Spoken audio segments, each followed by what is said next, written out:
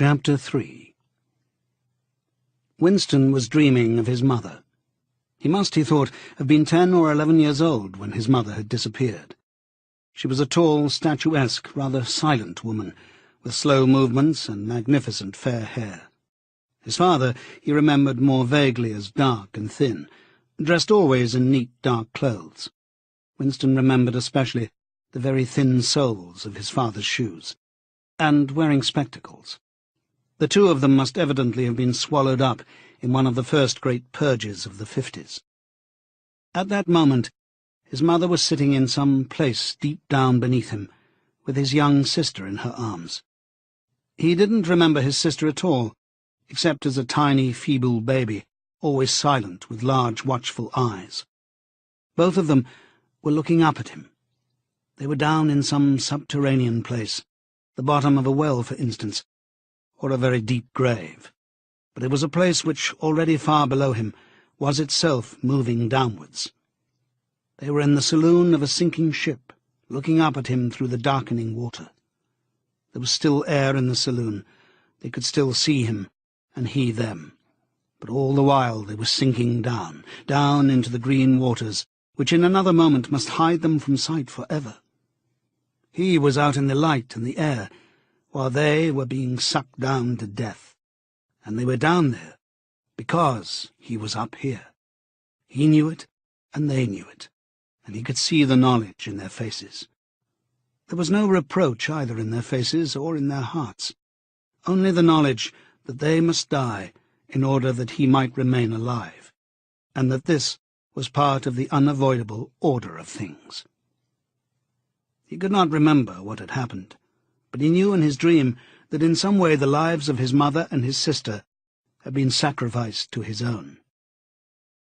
It was one of those dreams which, while retaining the characteristic dream scenery, are a continuation of one's intellectual life, and in which one becomes aware of facts and ideas which still seem new and valuable after one is awake.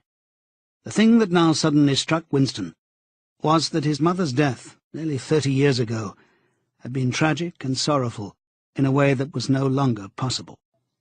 Tragedy, he perceived, belonged to the ancient time, to a time when there was still privacy, love, and friendship, and when the members of a family stood by one another without needing to know the reason. His mother's memory tore at his heart, because she had died loving him, when he was too young and selfish to love her in return, and because somehow he did not remember how she had sacrificed herself to a conception of loyalty that was private and unalterable. Such things, he saw, could not happen today. Today there was fear, hatred, and pain, but no dignity of emotion or deep or complex sorrows. All this he seemed to see in the large eyes of his mother and his sister, looking up at him through the green water, hundreds of fathoms down, and still sinking. Suddenly he was standing on short, springy turf, on a summer evening when the slanting rays of the sun gilded the ground. The landscape that he was looking at recurred so often in his dreams that he was never fully certain whether or not he had seen it in the real world. In his waking thoughts he called it the Golden Country. It was an old, rabbit-bitten pasture, with a foot-track wandering across it, and a mole-hole here and there. In the ragged hedge on the opposite side of the field, the boughs of the elm trees were swaying very faintly in the breeze, their leaves just stirring in dense masses, like women's hair. Somewhere near at hand, though out of sight, there was a clear, slow-moving stream where dace were swimming in the pools under the willow trees. The girl, with dark hair, was coming toward him across the field. With what seemed a single movement, she tore off her clothes and flung them disdainfully aside. Her body was white and smooth, but it aroused no desire in him. Indeed, he barely looked at it. What overwhelmed him in that instant was admiration for the gesture with which she had thrown her clothes aside. With its grace and carelessness, it seemed to annihilate a whole culture, a whole system of thought, as though Big Brother and the party and the thought police could all be swept into nothingness by a single splendid movement of the arm. That, too, was a gesture belonging to the ancient time. Winston woke up. with the word Shakespeare on his lips. The telescreen was giving forth an ear-splitting whistle, which continued on the same note for 30 seconds. It was 07:15, getting up time for office workers. Winston wrenched his body out of bed, naked, for a member of the outer party received only 3,000 clothing coupons annually, and a suit of pyjamas was 600, and seized a dingy singlet and a pair of shorts that were lying across a chair. The physical jerks would begin in 3 minutes. The next moment, he was doubled up by a violent coughing fit, which nearly always attacked him soon after waking up. It emptied his lungs so completely that he could only begin breathing again by lying on his back and taking a series of deep gasps. His veins had swelled with the effort of the cough, and the varicose ulcer had started itching. 30 to 40 group, yapped a piercing female voice. 30 to 40 group. Take your places, please. 30s to 40s. Winston sprang to attention in front of the telescreen, upon which the image of a youngish woman, scrawny but muscular, dressed in tunic and gym shoes, had already appeared. "Arms bending and stretching," she rapped out. "Take your time by me. 1, 2, 3, 4. 1, 2, 3, 4. Come on, comrades, put a bit of life into it. 1, 2, 3, 4. 1, 2, 3, 4. The pain of the coughing fit had not quite driven out of Winston's mind the impression made by his dream, and the rhythmic movements of the exercise restored it somewhat.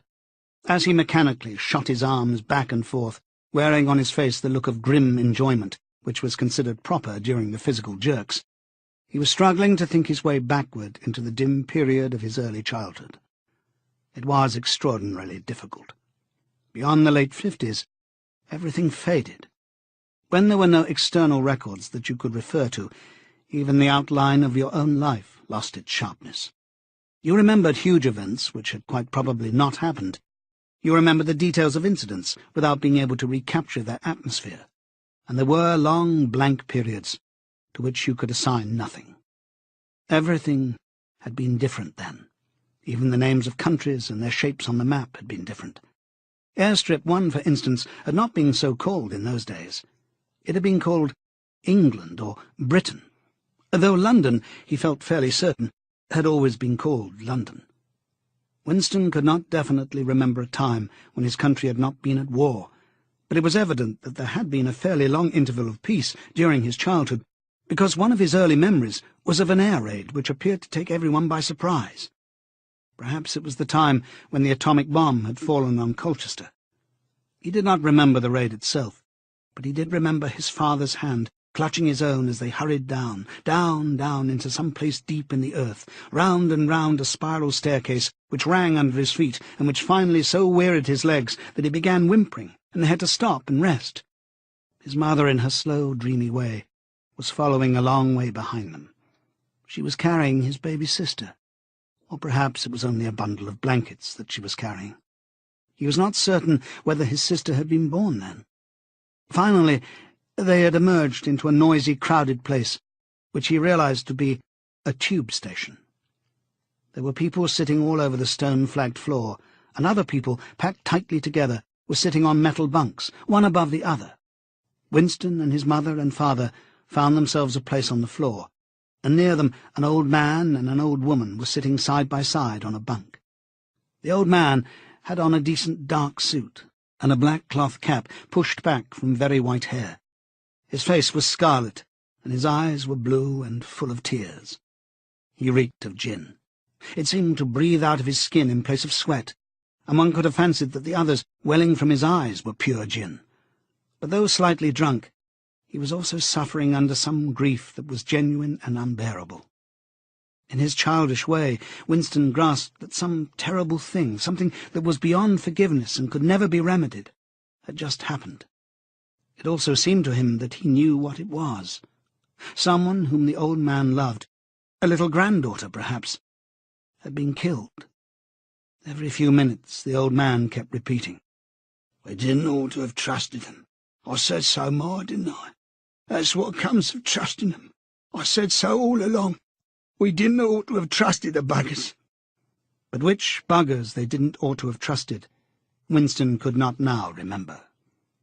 Since about that time, war had been literally continuous, though strictly speaking, it had not always been the same war. For several months during his childhood, there had been confused street fighting in London itself, some of which he remembered vividly. But to trace out the history of the whole period, to say who was fighting whom at any given moment, would have been utterly impossible, since no written record and no spoken word ever made mention of any other alignment than the existing one. At this moment, for example, in 1984, if it was 1984, Oceania was at war with Eurasia and in alliance with Eastasia. In no public or private utterance was it ever admitted that the three powers had at any time been grouped along different lines. Actually, as Winston well knew, it was only 4 years since Oceania had been at war with Eastasia and in alliance with Eurasia. But that was merely a piece of furtive knowledge which he happened to possess because his memory was not satisfactorily under control. Officially, the change of partners had never happened. Oceania was at war with Eurasia. Therefore, Oceania had always been at war with Eurasia.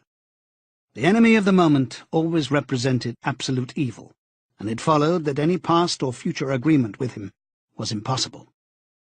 The frightening thing, he reflected, for the 10,000th time as he forced his shoulders painfully backward. With hands on hips, they were gyrating their bodies from the waist, an exercise that was supposed to be good for the back muscles. The frightening thing was that it might all be true. If the party could thrust its hand into the past and say of this or that event, it never happened, that surely was more terrifying than mere torture and death. The party said that Oceania had never been in alliance with Eurasia. He, Winston Smith, knew that Oceania had been in alliance with Eurasia, as short a time as 4 years ago. But where did that knowledge exist? Only in his own consciousness, which in any case must soon be annihilated. And if all others accepted the lie which the party imposed, if all records told the same tale, then the lie passed into history and became truth. Who controls the past, ran the party slogan, controls the future. Who controls the present, controls the past. And yet the past, though of its nature alterable, never had been altered. Whatever was true now was true from everlasting to everlasting. It was quite simple. All that was needed was an unending series of victories over your own memory. Reality control, they called it in Newspeak. Doublethink. "Stand easy," barked the instructress, a little more genially. Winston sank his arms to his sides and slowly refilled his lungs with air. His mind slid away into the labyrinthine world of doublethink. To know and not to know, to be conscious of complete truthfulness while telling carefully constructed lies, to hold simultaneously two opinions which cancelled out, knowing them to be contradictory and believing in both of them, to use logic against logic, to repudiate morality while laying claim to it, to believe that democracy was impossible and that the party was the guardian of democracy, to forget whatever it was necessary to forget, then to draw it back into memory again at the moment when it was needed, and then promptly to forget it again, and above all, to apply the same process to the process itself. That was the ultimate subtlety. Consciously to induce unconsciousness, and then once again to become unconscious of the act of hypnosis you had just performed.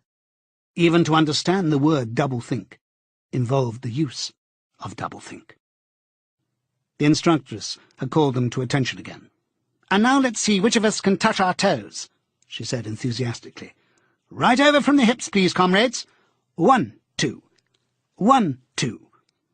Winston loathed this exercise, which sent shooting pains all the way from his heels to his buttocks, and often ended by bringing on another coughing fit.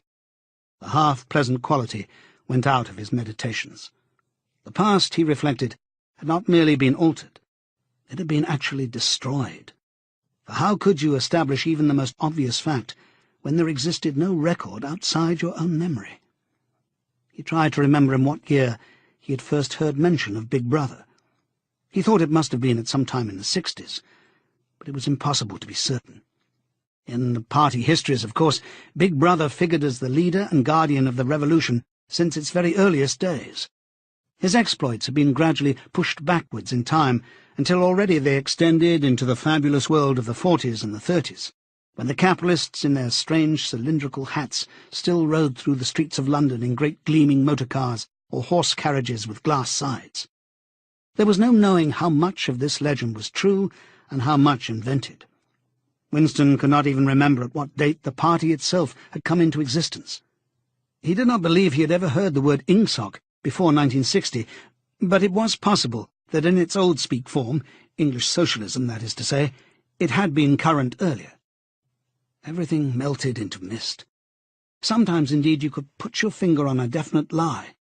It was not true, for example, as was claimed in the party history books, that the party had invented airplanes. He remembered airplanes since his earliest childhood. But you could prove nothing. There was never any evidence. Just once, in his whole life, he had held in his hands unmistakable documentary proof of the falsification of a historical fact, and on that occasion— "Smith!" screamed a shrewish voice from the telescreen. 6079 Smith W. Yes, you! Bend lower, please. You can do better than that. You're not trying. Lower, please. That's better, comrade. Now stand at ease, the whole squad, and watch me.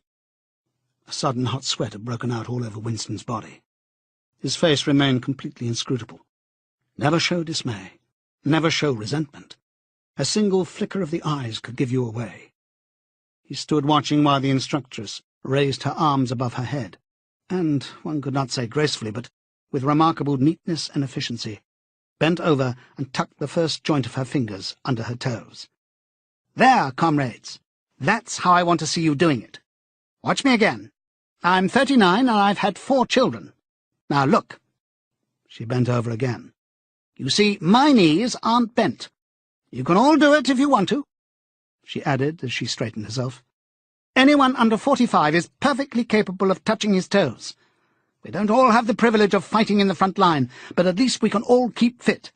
Remember our boys on the Malabar front, and the sailors in the floating fortresses. Just think what they have to put up with. Now, try again.